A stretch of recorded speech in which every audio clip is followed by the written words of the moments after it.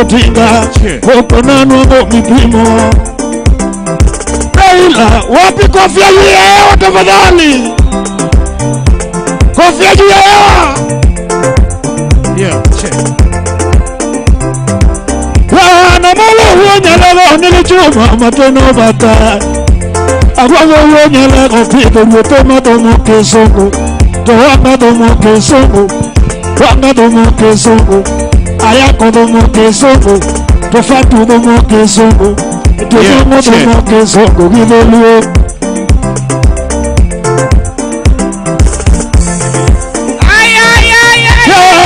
Uhuru Odinga Raila titimonono Timako mina tinyitina mitereko Aero jopeko Akimpenyo kam Wapinduru wawa Unupenyo niya Yojo Kenya karapele unulango Novari tingobat Aero duoko William Ruto tingobari Ajange nyongo tingo bare. Ajange nyongo tingo bare. Oburu kenyatta be tingo bare. Oburu Odinga tingo bare. Aero roko yudo. Kodoko chalo kama. Oburu Odinga no kono jogo ODM. Oburu Odinga sega wacho twer. Toanga poyo no ber, Junet poyo no ber, Atandi poyo no ber, Alili poyo no romo, Fatoma poyo no romo, Sara poyo no romo, Masara poyo no romo, Chibo poyo no romo, Otita poyo no romo, Kaloma poyo no romo, Usise poyo no romo, Oili poyo no romo, Gitelo ODM oye! Oganda ODM wapi kofia juu ya hewa? 1, 2, 3 kama tano. Bijai shikilia.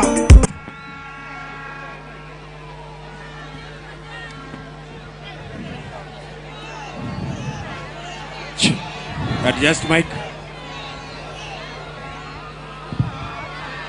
Homabay. Amo akelo numos mar ODM. ODM. ODM. Erokamano Homabay. Achopo ka odiochieng' ma kawuono. Kan gi chuny mapek. An gi chuny mapek nikech nyocha Gladys owachona gavana mamaru ni jo Homabay ne ok oyudo thuolo mar ywago Raila malong'o. Ni Raila no ywag mna Kisumo gi Nairobi to gi Siaya. Ito jo Homabay to ok noyudo thuolo mar ywage. Koro an bende kano wacho kamano. Takone to gi ywage yoga kendgi an gi weya oko. To kona no oyo. Ibebi konywa mondo waywage kanyachiel. Kora be awacho ne ni okay.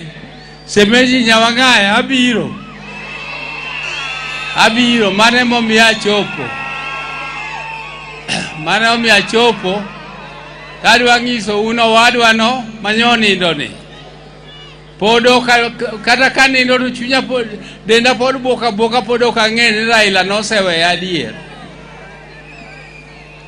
Itimori nade. Okay, uga tinga itimori nade.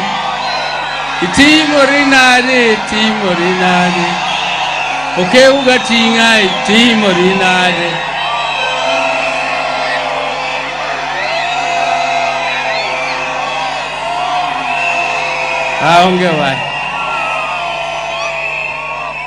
Onge wach.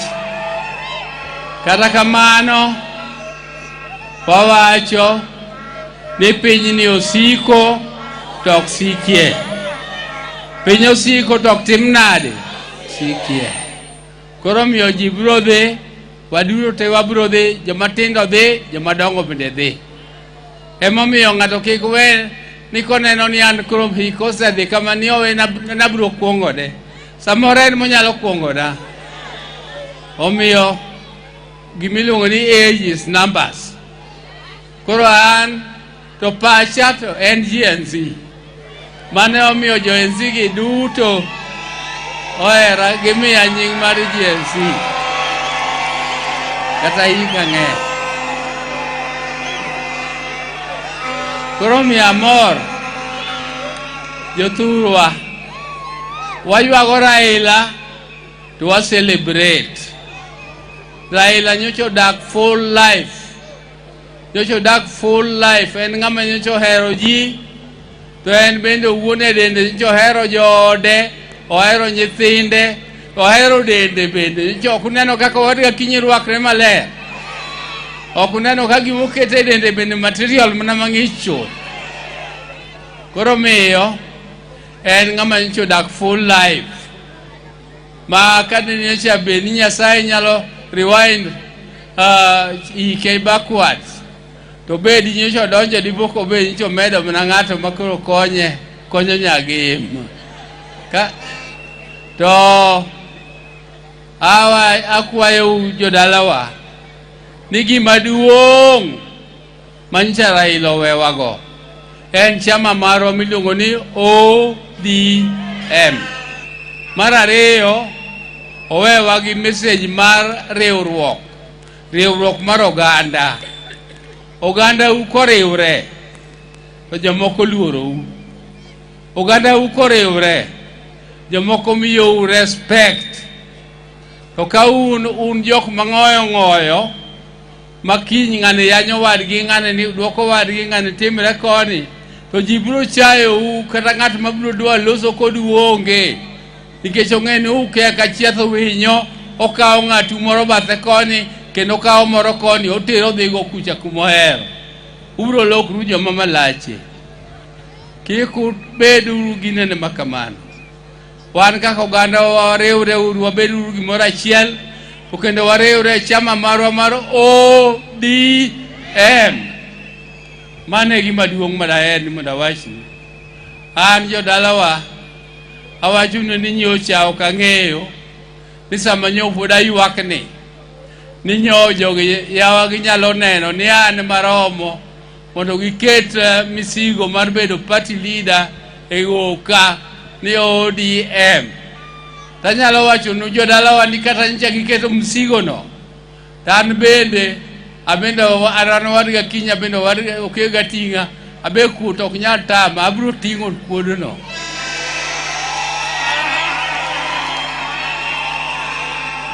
Abiro temo mondo kuodno kik tuom chonga. Erokamano. Koro gima wachonu ni wan mane wachako gimiluongo ni broad based government. To ne wachake nikech sirikal noyiengni. Sirikal nondek gi joga langa miluongo ni GNC, kendo ne gi jo NC ne timo mna gima wabende wadwaro. Wabe ok nuneno kwa tingo sufuria wiwa. To ok mane jo GNC be wacho ni nengo gik moko ni malainya. Mae rie gima ne gidwaro. To ka waneno ka sirikal dipodho moko lure gi katiba mar piny. Nikech ka sirikal dipodho koko lure gi katiba, tung'e gima timre e pinje moluoro wagi. Jolweny biro to donjo to kao. Ka jolweny osekawo to kata GNC go koro igomna gi bunde ni tip jotelo te imaki dhi kano kumikane.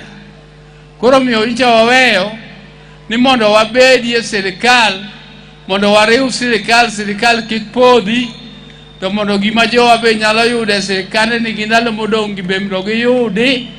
To kochopo seche magiyiero ka, to koro ka waneno ka watiyo kodgi maber, to koro wabiro loso mondo wane kaka wariwre kodgi mondo wadhi kodgi nyime. To ka opo ni ok ng'iyo wagi wang' maber, to wabiro ng'iyo ni to kara ng'at machielo mane modwa tigo. To gima ok wadwar kendo ni to wang' ni jothurwa ok wayie mondo dogi opposition. Jothurwa uyie gi mano. Jothuro uyie gi mano. Mane gima duong' madaher ni mondo awachnu ni chawawinjre watiyo kendo nitie gik mane waketo piny, gik moko apar mwadwa ni mondo tim. Koro itimogi gidhi nyime, wadhi kodgi, nitie komiti moselosi mar implementation. To an to gima ng'isou ni broad-based government ma wantieni, chama marwa mar ODM ok bilali ei kado. Ok wabilali ei kado. Nyaka pod wadong' kaka ODM kendo wajiewre motegno wadhi nyime kaka ODM. Mane gima wacho ni jothurwa, nonano tibiro chau. To koro kawachonu mogik, ta kwayo jothurwa ni mondo wadhi uru nyime. Yes? Yes. Now, I'm advised that I should also speak in Kimombo. Mondo wachi gi dho Ingeresa, mondo jogi ya moko ka bo winji gima wachonu.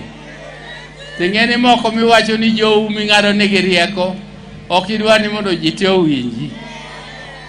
Koro miyo, now, I want to say something. That Raila was my brother. He was like my age mate, the difference of only 1 year, 2 months, and we grew up as twins. Raila was a very, very strict person in terms of his principles. When he believed in something, he pursued it to the end without fear or favor. And Raila, when it came to matters of national interest, particularly issues of democracy, he was ready to die. Raila was ready to die. I remember seeing him in committee prison when he was arrested and charged with treason. You know, the death sentence is the only sentence you can give for treason. And I found him in black uniform, and he believed in what he was doing. Now, when I saw him, I shed tears. But Raila laughed and told me, Oburu, what are you what are you shedding tears for? We are fighting, and when you fight, you can either live or die. When you are fighting for a cause, you can either live and be ready to die for it. And therefore, don't cry. But I told him, this is very serious, Raila. Do you think I can tolerate you dying at this stage? I would actually also fall down. But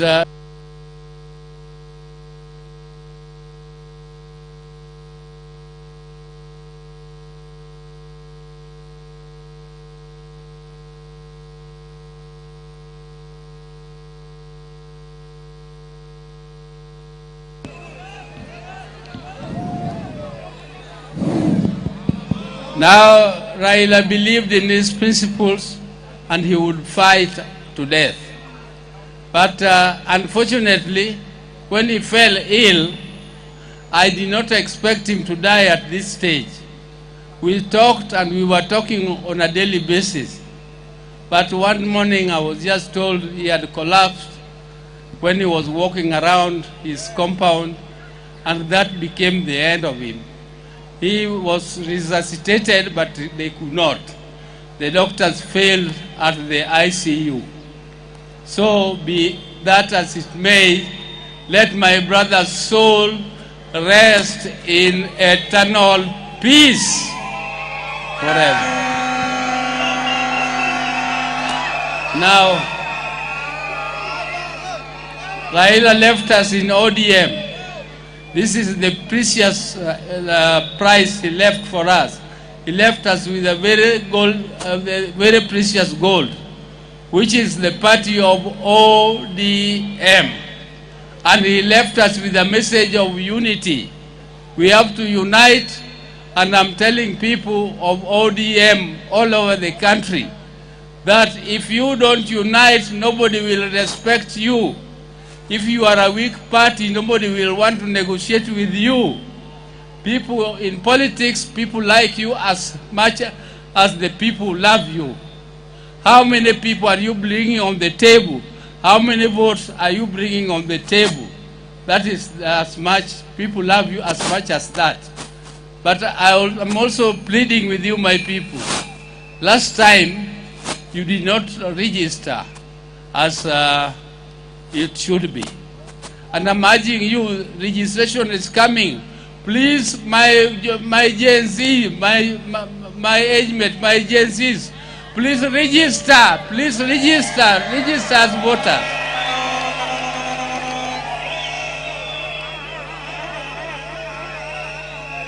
Because that is the only weapon we shall use to change this country.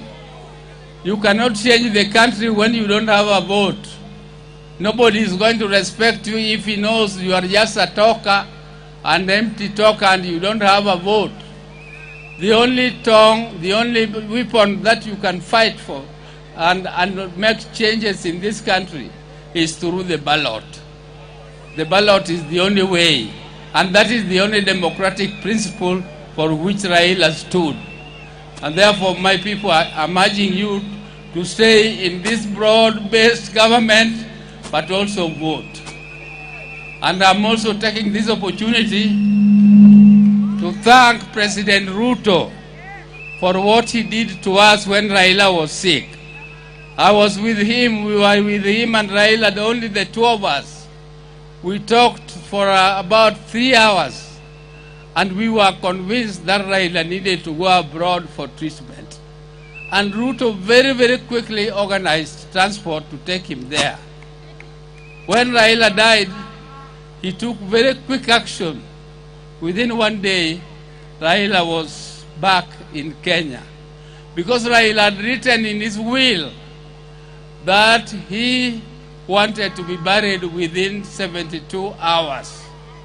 And burial within 22 hours is not an easy thing for a family to do. Given the magnitude of Raila's love, you people poured love on Raila. You poured love, great love, which I never even expected. As a family, we were overwhelmed by the love the people of this country showed to my brother Raila Oburu Odinga. And as a family, if we did not get the type of support we got, we would have been overwhelmed, we would not have managed it. But because of the support the government gave us, and Ruto gave us a state burial, which has never happened to anybody in this region since independence. Raila was the first to get that kind of burial in this region of ours. So we also thank President Ruto for that, and we thank the government for that. So, erokamano uru jothurwa kuom paro mondo uyuag Raila kaka jomoko nyando se yuage. Erokamano uru ahinya, uyuage maber kendo amor ka adok dala dhi duoko wach ni mama Aida, adhi duoko wach ni nyithinde duto, to gi jok dalawa jok Odinga duto ni jo Homabay ohero Raila. Aduok negi wach. Erokamano. Ere jomo yie ni ODM nyaka riwre bed gimoro achiel. Ere jomo yie ni mondo watie broad based government nyaka 2027. Erokamano urai. Thank you. Bye. Erokamano urai. Erokamano DJ, hapana leta mchanganyiko. Erokamano ina party leader.